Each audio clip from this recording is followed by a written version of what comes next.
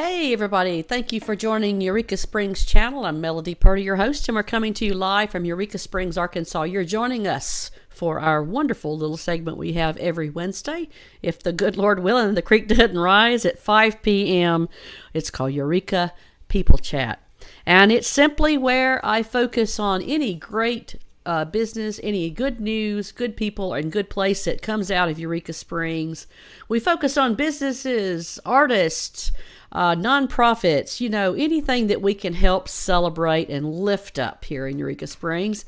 And that's exactly what I'm doing today. I am focusing on one of our wonderful nonprofits right here in Eureka Springs. It's called the Flint Street Fellowship. It's a food pantry here in Eureka Springs. And I have with me today Miss Kathy Barnes, who is their director. And so if you guys will welcome Kathy to the show. Hi, Kathy. Hi. Thank you for taking your time out to do this.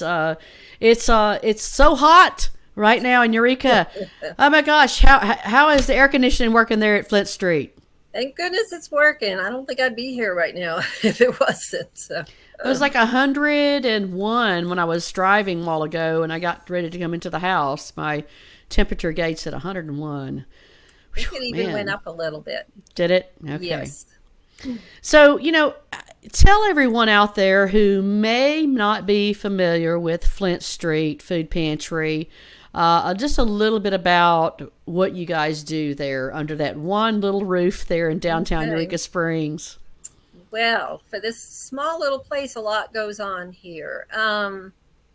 Well, I'll give you kind of a rundown of our day. It's at 7:30. A lot of us show up.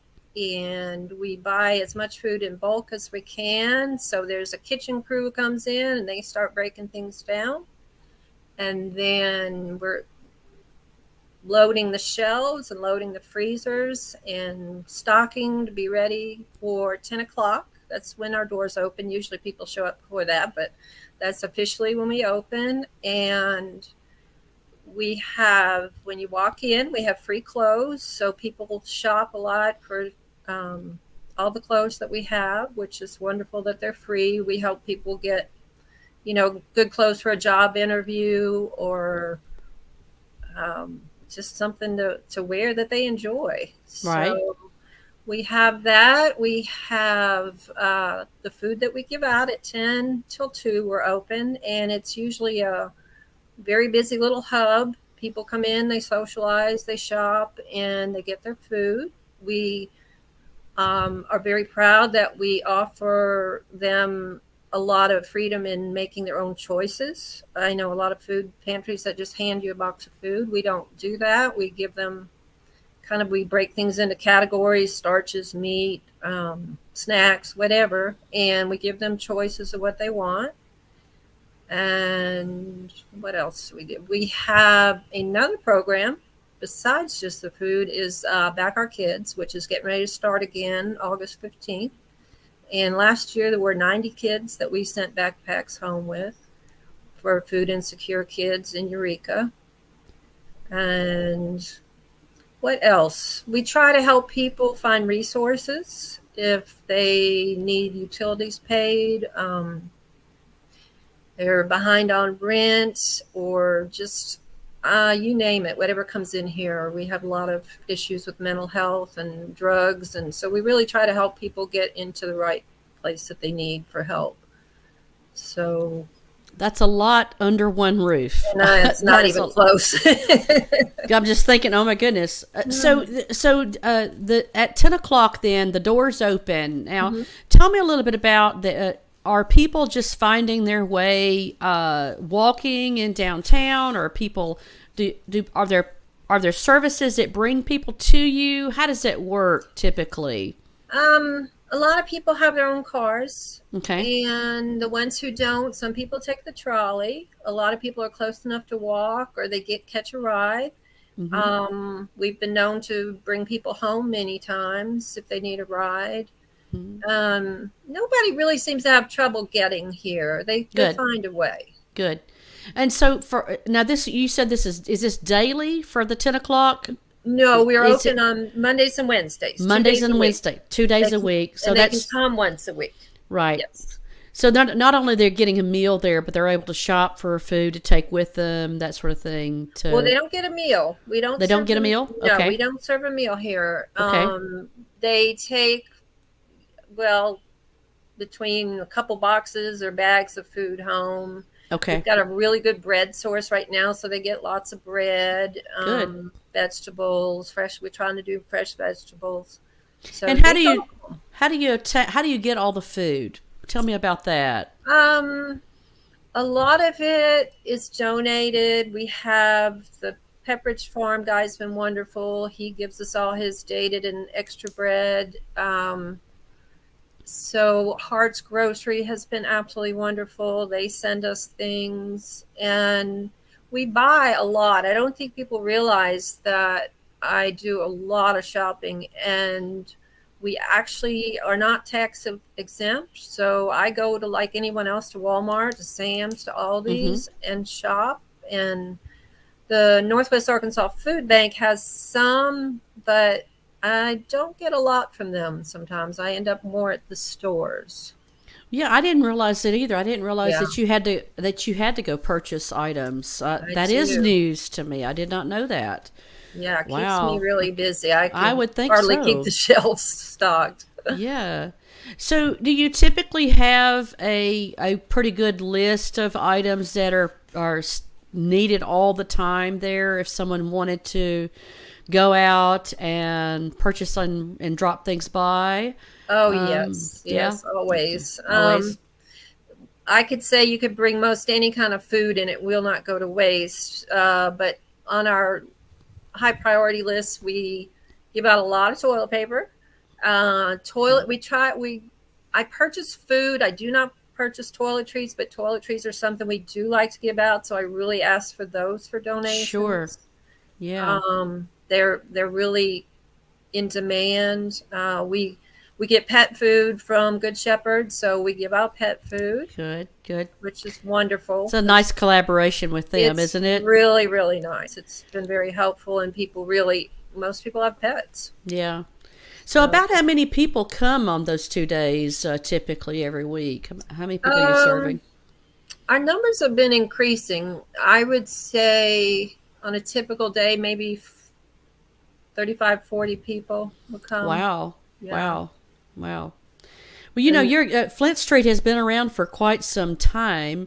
I mean, now over the years, I'm sure that the population you've served has grown and decreased. What are you seeing as far as a trend in your numbers for the homeless population here in Eureka Springs? Well, the homeless, unfortunately, I'm seeing an increase in numbers with that. I actually jotted some down. Since the beginning of the year, we've added 22 homeless households. Wow. Yeah, and those households have 30 members in them. So, and that's just the homeless. We've added 87 new clients overall, but the numbers are going. They're going up. Unfortunately, that's sort of the sign of the times. The economic, since COVID, and a lot of people have been down on their luck, got set back during that and haven't bounced back. Right. So if someone is coming to see you, is there any type of application process or anything like that for someone to get hooked in with Flint Street? How does that work for people? The first time they come, they have to fill out it's just a 1-page form, and it just really says how many people are in their household. And because as far as Flint Street goes, we do not have any hard and fast requirements. Okay. We will give food to anybody. Okay. For USDA, which we have a USDA program here, that is income eligible. So we do have to get that information from them. So they can opt in if they want to participate in that particular part of it, if they want it, chose to. And most people do. Okay. Yeah. Okay. So, with your numbers increasing, I'm sure that, and especially news to me, I did not have any clue that you were having to go out and purchase things then. And so the financial support is really important as well then, not just people dropping off food then. Right. So how do we get in touch with you guys? Can we just phone you guys and find out what's going on this month, or Sure. is someone there to answer the phone typically? If you call our number, you will go to a recording, but I call everybody back usually that day. And Okay. so, and then typically I give them my phone number. I'm not going to give that out right now. No, don't do that. Oh, I get here's your number. I'm going to put the number on the That's the number they screen. can call, That's the yeah. number you can call for that.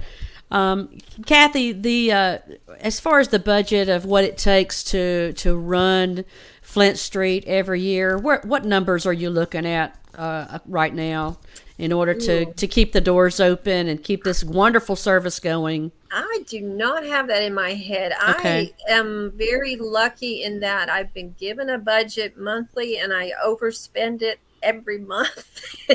And nobody's Say anything got yet? me yet. So. Okay. So yeah, All right. I'm way over budget on a regular basis. We shot out a number we thought would work, and it didn't work. Okay. Even, no.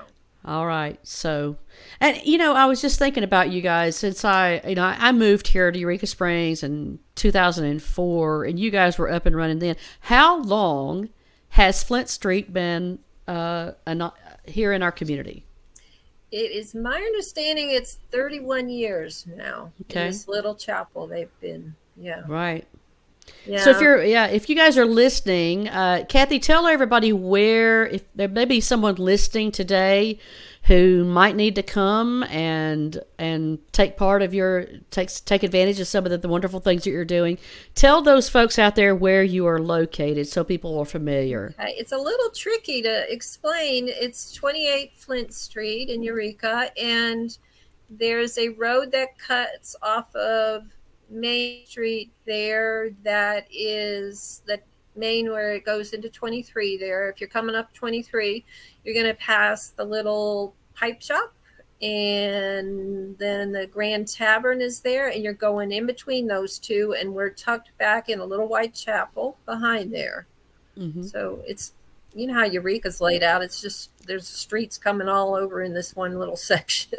So. Right. Yeah. Every time I come around, I pass by the Grand Central Hotel and the Grand Tavern right there quite often. Going up to, I take that shortcut going up to East Mountain sometimes. Yeah.